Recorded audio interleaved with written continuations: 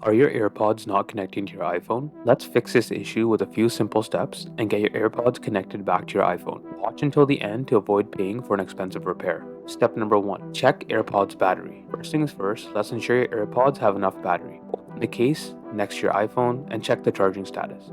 If the light inside the case is green, your AirPods are charged.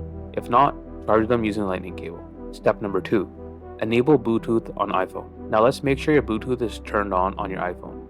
Swipe down from the top corner to access Control Center. Tap the Bluetooth icon to turn it on. It should be highlighted in blue. Step number 3. Reset AirPods. If your AirPods still won't connect, try resetting them. Press and hold the setup button on the back of the AirPods case for about 15 seconds until the status light flashes amber, then white. Step number 4. Forget AirPods on iPhone. Next, let's forget your AirPods from your iPhone's Bluetooth settings. Go to Settings, Bluetooth, find your AirPods in the list and tap the information icon next to them. Then tap Forget this device and confirm. Step number 5. Reconnect AirPods. Now let's reconnect your AirPods to your iPhone.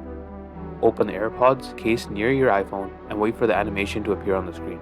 Tap Connect and follow the on-screen instructions. Step number 6. Update iPhone software. If you're still facing issues, it might be due to outdated software.